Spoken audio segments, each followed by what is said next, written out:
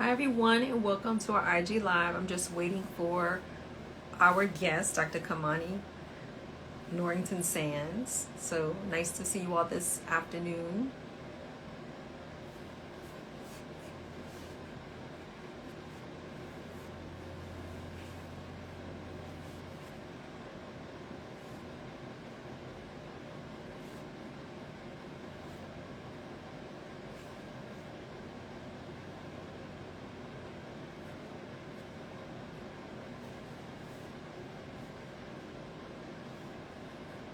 So I'm just waiting for our guest.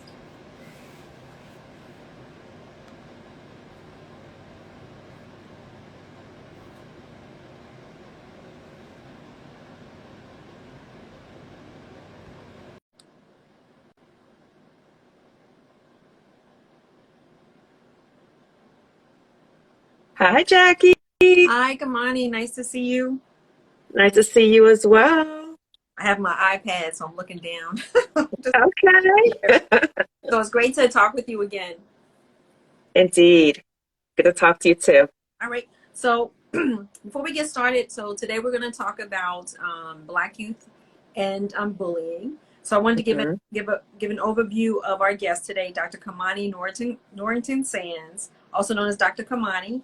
She's a licensed clinical psychologist in California, also a Spelman alumna. Um, Dr. Kamani focuses on supporting individual and collective healing so that clients can live a fulfilled life. Dr. Kamani hmm draws upon her own healing journey as well as professional work to provide a range of services and products, including the Manifesting Healing Job Coaching Program for Black women who are interested in developing a plan to leave toxic jobs, and Butterfly Landing, her book that focuses on the healing journey of a Black girl who has experienced sexual abuse, which is available on Amazon. So I am so happy to have such an illustrious guest today joining us today, Dr. Kamani. Thank you. Thank you for the invitation. I'm excited about our conversation today. I am as well. So this is the first IG Live of 2022 for Me and What is Black. And when we talked to prepare for for our IG Live, you mentioned the topic of Black youth and bullying as a topic to talk about. And I thought that was hmm so, I thought it was so important.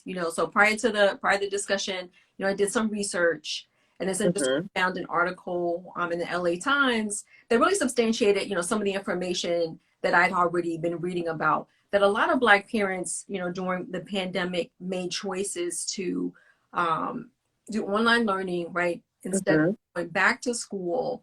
And hmm a particular LA Times article, one of the reasons that some of the parents made that choice was because of bullying, right? And racial bias. Yeah. Yes. Also, there's been an increased number of parents who are actually opting to homeschool, right? They've taken the advantage of the experience during the pandemic and made the choice to homeschool. And again, I think those are some of the issues as well. So I wanted to get into that. So we'll just get into the conversation. So just so that we're on hmm a level playing field, can you define for us what bullying is so we have a context for our discussion? Yeah. Yes. So before I get started, I just want to just also be very transparent with the audience that, as I'm talking about bullying, it's not only from the perspective of a licensed clinical psychologist in terms of what I've done with work, with supporting kids who've been bullied and things like that in families, but I'm also speaking from the perspective of a family who has experienced bullying, in terms of our child and the impact it's had on our family. So it has a personal, professional kind of overlap there, right? So bullying is any type of negative behavior that's unwanted and it continues on, even though it's clear that that behavior is negative and unwanted. So it can come in different ways in terms of physical, verbal, emotional. It could even be, as we're seeing a lot more now, cyberbullying. So as we were growing up, Jackie, unfortunately, we didn't have social media.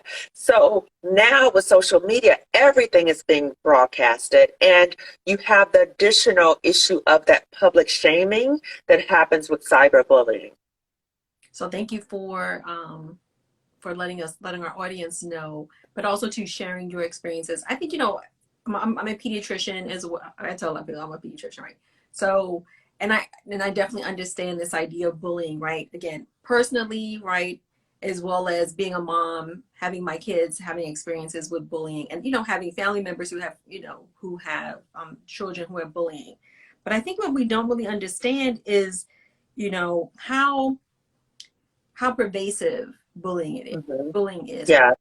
And some data, there's some data that talks about Black youth and bullying and victimization of bullying. And I was wondering if you could talk a little bit more about the prevalence of bullying in the Black community. Yes, yes.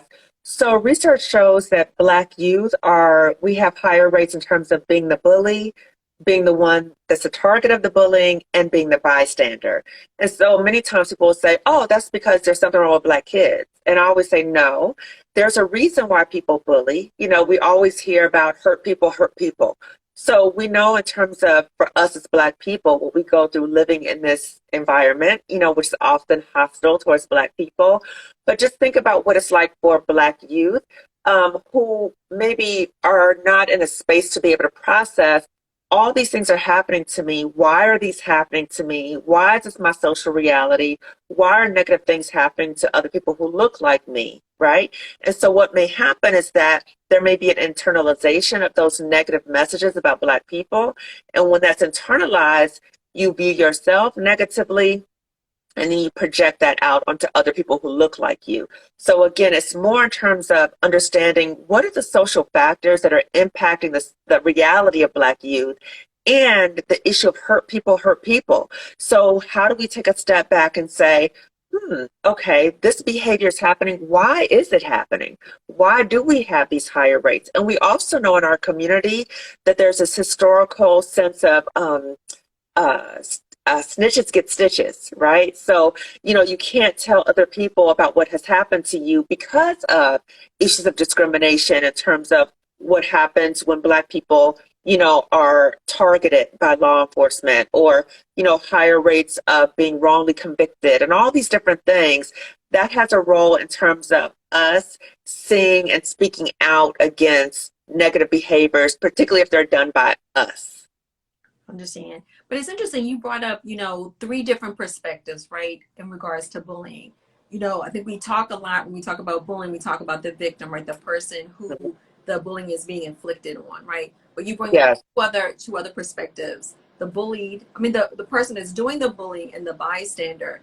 And I think some really important points about those children or young adults, right, that are bullying, right, there is an issue with that, right? And I think, Absolutely. and the importance of not only addressing the needs of the child that has been bullied, but the needs of both those that are doing the bullying and the bystander. I wonder if you could talk a little bit more about that. What are the approaches or the things that we need to think about for even the bystanders or like someone who's watching it and then also the perpetrating the bullying? Absolutely. So, we do hear a lot more in terms of the target of the bullying, in terms of, high rates of depression, anxiety, school refusal, coming up with somatic complaints in terms of my stomach hurts, I can't go to school, my head hurts, I can't go to school, right? Also academic challenges. So in the media, we hear a lot more about that, right? And we also hear things about this kid was bullied and then they died by suicide, right? Like it's like an automatic type of correlation. But we know, and the research shows that suicide is not due to one single event. It's a very complex event that many of us, we can't look on the outside and say, oh, it's because of all these different factors. But it's important for us to recognize that we need to look at suicide within a context and not just say, oh, because that kid was bullied, right?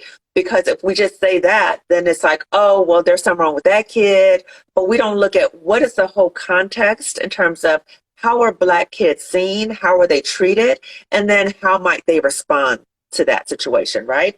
So the kids who are bullying, I'm really concerned about those kids too, like, because those kids are concerning because they are really hurting to the extent that it's oozing out and they're projecting it out on other people, right? So kids who are happy and who are well adjusted, those are not the kids who bully, right?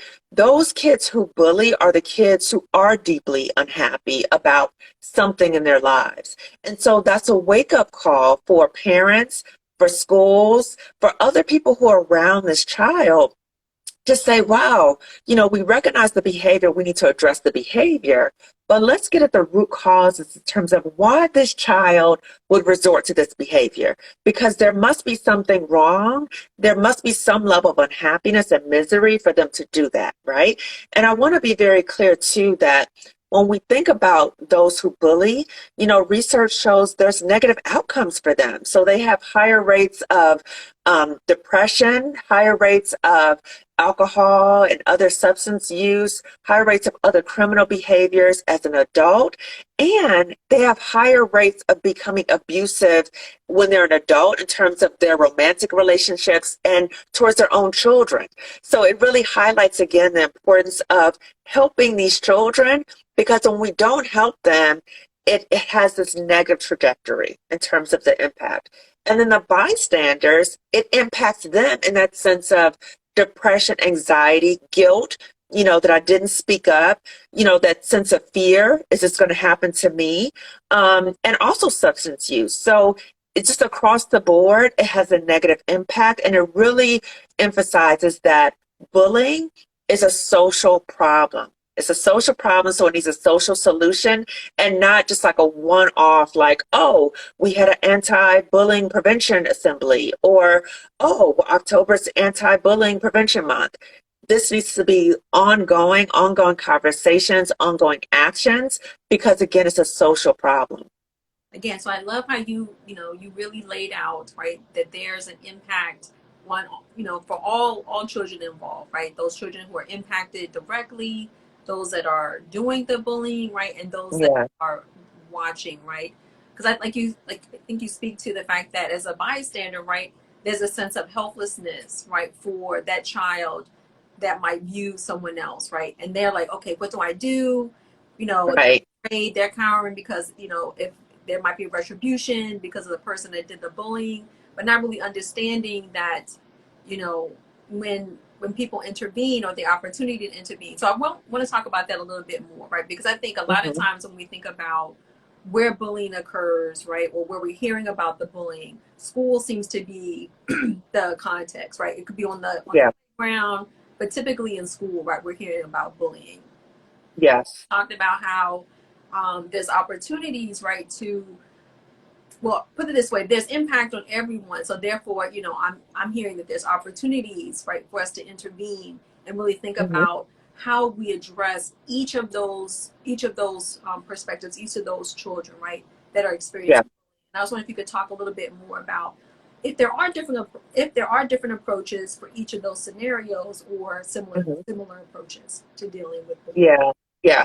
Well, when we think about bullying, as I said, it's a social problem. So it's kind of like an all hands on deck type of a situation. So it's not just in terms of students, in terms of, what type of things can we raise awareness about students, but also there needs to be policies that are followed up on in schools in terms of there's a zero tolerance, this is how we address conflict, and if there's an issue of bullying or you're concerned about being bullied, what are some avenues that maybe kids can seek support without having that fear of retribution, without having that fear that they're going to be seen as a snitch, right? Are there some confidential ways that they can report bullying, right? So that's the one thing. The other thing is that it needs to be an understanding amongst parents too. So parents need to be brought into this from the beginning, in terms of their child's school career, in terms of this is school culture. This is what we model in our school in terms of being respectful towards everyone. And the parents need to be brought on board in terms of what is bullying look like, what are some signs that your child may be bullying, maybe a target of bullying, or maybe a bystander, and really give parents tips about how to address it, and let parents know that if someone comes to them and says, your child is bullying, right? It does not do your child any benefit to say, oh, they were just joking, they were just, they just play around like that. That is not helping your child. It's important to really look at, wow, why might my child be doing that? And how do I get my child some support? Because clearly my child, there's something going on with my child, right? So not only student awareness, parent awareness, but school culture. So as I mentioned before, it needs to be incorporated within the school fabric, right? So there's some research that talks about having tiered approaches in terms of anti-bullying. So the universal approach is in terms of everybody in the school learns about respectful behaviors, right? The whole school culture models that. There's a policy in place about respectful behaviors, and there's accountability when you don't follow those things, right? So the overall. And then you have the more targeted approach in terms of those kids who may be at risk for bullying or those kids who may be at risk for the target of bullying, having separate interventions for them in terms of addressing those behaviors. And then you have the highest tier, which is the more intensive. So those kids who either have bullied, who have been the target of bullying, or who are bystanders separately, right? What individual approaches can we have to support them? Because again, when we don't address these issues and provide that treatment and that support, it can have negative outcomes for all of them. Okay, so when we think about school in particular, because a lot of bullying does happen at school, that the school needs to be accountable and responsible for ensuring safety at the school. Okay, because bullying entails a degree in which you feel unsafe in your environment and you're not able to thrive in ways that you normally would, you know, academically, socially, in any capacity at school. So when schools talk about an anti-bullying policy, they have to implement that, right? So if they say, oh, we have no tolerance for bullying, but then they become aware of bullying incidents and they don't make that person accountable, they don't bring in the parents, then that sends a message to all the other kids. That doesn't really mean anything, right? So they have to really protect the students, and the other students are watching. You know, they're looking to see what happens to kids who bully. Oh, nothing really happens. So that lets the bullies know we can just keep doing this. It can run rampant. And it lets the kids who've been targeted for bullying, this is not a safe space for me and no one will protect me. And the bystanders, it leaves them kind of like out there. I don't know what to do. I'm just going to just kind of ride along because I don't want to then become a target of bullying. Yeah, I think you did a great job of really breaking that down. And some things that I've gotten from that, that great response was, one, parents need to be involved, right, in Hmm. this discussion, and that you have to take it seriously, right? Whether it Yeah, no matter who's involved, right? Because again, if yeah, it's not taken seriously, if parents aren't involved, then the child feels, sort of, they're just left out there on their own, right? right.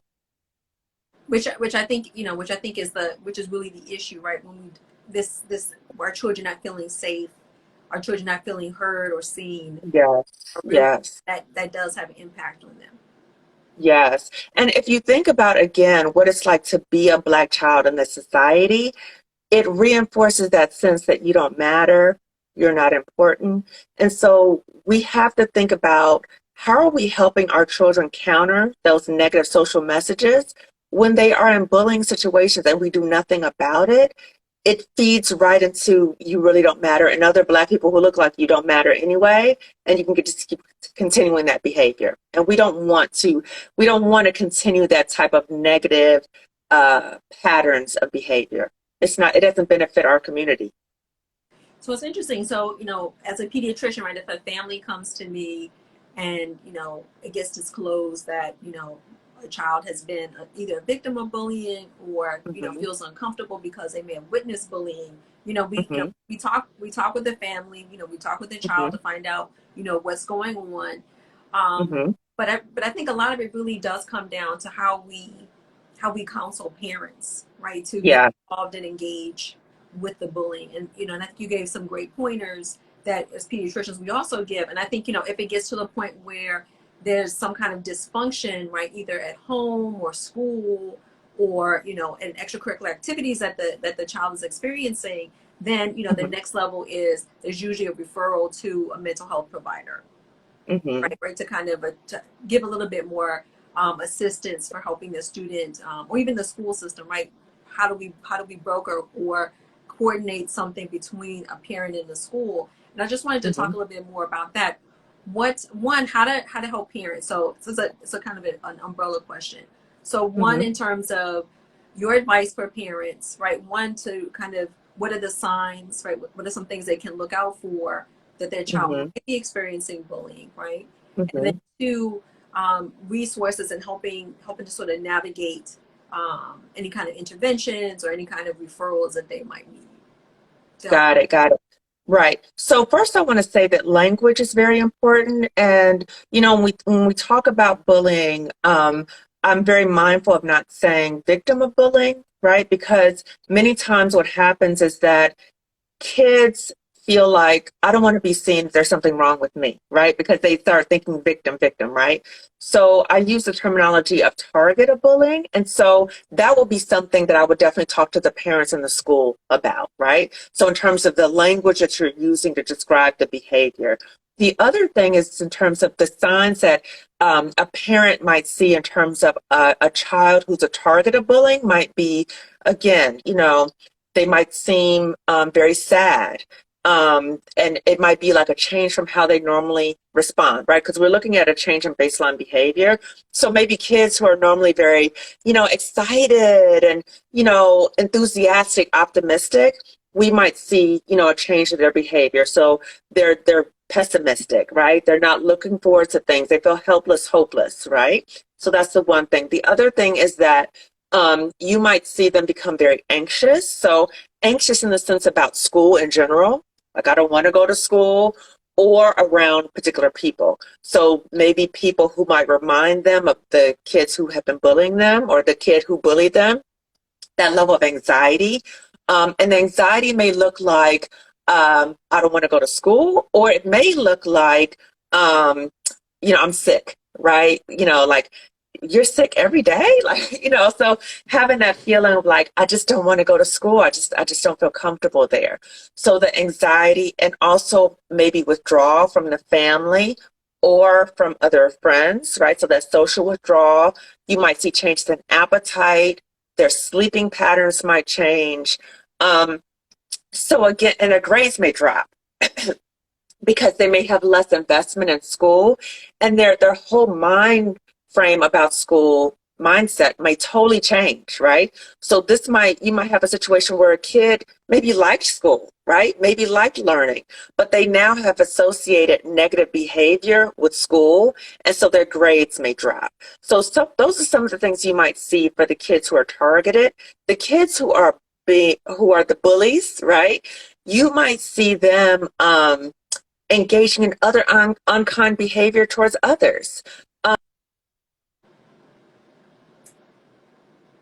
Depression for them may look a little anger as opposed to depression.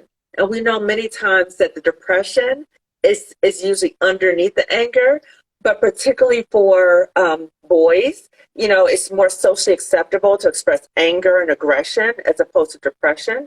So you might see more aggressive types of behaviors. But again, if you take a deeper look at what is this about, what is going on in this child's life in terms of why they may respond that way, then that might give you some insight, right?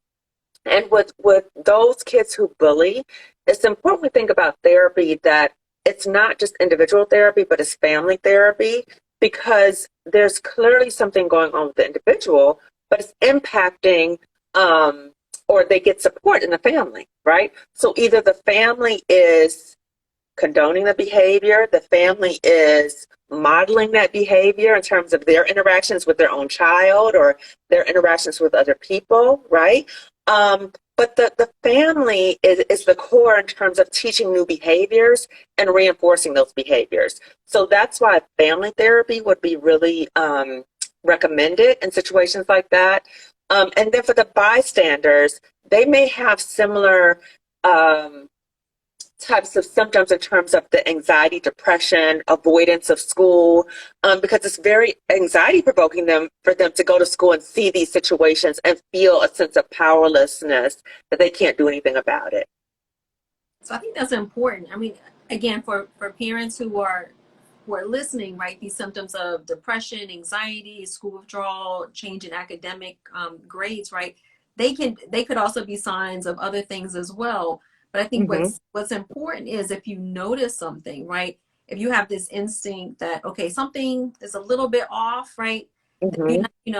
It doesn't hurt, right, for you to, ask for some help, right? Talk to a mental health provider if you know one, talk to somebody in the school system, or even talk to Mm-hmm. your healthcare provider or talk to a family friend. Because I think that's important, right? Because I think for parenting, right, sometimes I think we can get into this sense of, second guessing ourselves, right? Mm-hmm. But again, I think, what, as a, my, I think moms or dads, whoever you're in some ways like you've earned your quote unquote doctorate degree, right? Because you've grown with your children, you know who they are, especially if you're Uh-huh. really involved in their life. And if you notice a Mm-hmm. change, right, you just gotta use your doctor mom, doctor dad, doctor grandma, Yeah. right, and and look into it further, which I think is important. Yeah. Yes. So key is really looking at that change in baseline behavior. So if you notice your child is behaving in a way that they weren't behaving before, like you're starting to see some behaviors like, wait a minute, my child didn't do that before.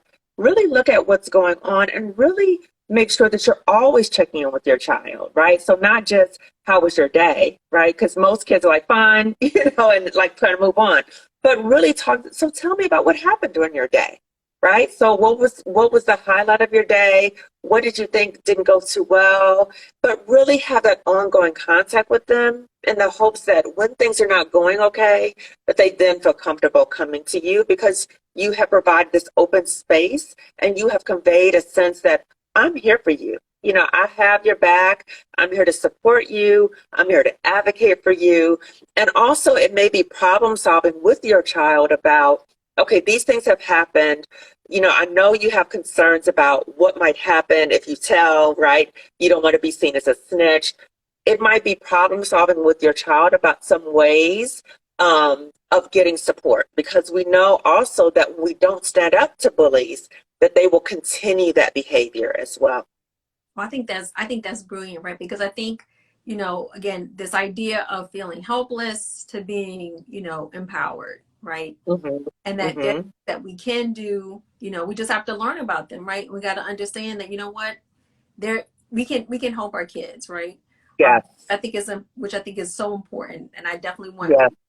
just anyone to feel empowered in knowing that, what, helping children makes a difference, right? Yes. For all the reasons that you stated, health, mental health, academics, right? And all those having impact on the trajectory of the child's experiences, relationships, right? So it all matters. Absolutely. And I just want to add something too, is that we have to recognize that as parents, it has an impact on us also, right? So I'm taking the personal hat on now, right? As a mother who has gone through and is going through that journey, is that it can be devastating for the entire family, in terms of if your child has been the target of bullying. And so it's very important for us to of course support our child and continue to support our child, but sometimes we might need support too because as a parent, that's the worst thing to happen to you is to feel like you're not able to protect your child. Okay, that's the worst thing. And so how do you get that support, in terms of talking to your circle of people who support you, maybe going to therapy, right? Because as you're supporting your child, more things may come up which might trigger you, and in terms of, wow, this happened to my child. I'm, really hurt by that. So I just wanted to put that out there too, that, it's important for us as parents to seek support if we need it as well. And also just want to piggyback, because you were talking about sometimes parents' experiences impact their child's experiences, right? So as a child yourself, as a parent, when you were a child, you may have experienced bullying and no Hmm. one addressed that, right? Or you didn't work through that. And again, some of that triggering I think could also occur. I would think it could occur, right? Through the experiences that your children have, because again, your lived experiences influence your choices and your understandings. Absolutely. So it can be retriggering in the sense that that's what happened to you. It could be retriggering in the sense that some people may have had a negative experience in school in general, right? So with other teachers, administrators, very negative experience. So the thought of then needing to go to the school to partner with them, it's very hard because they don't trust the school system, right? So then that might be triggering.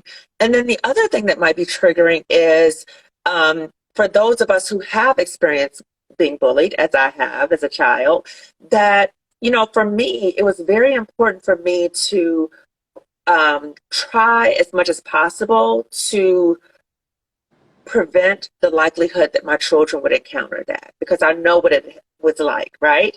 And the devastation when you're not able to protect your child, right? So it could be triggering on multiple levels. So we talked a lot about, you know, consequences for those targeted by bullying, who are perpetrators of bullying, and those that are bystanders. And I wanted to talk a little bit more about what way, you know, what additional ways we can help either prevent or mitigate bullying for our kids. Right.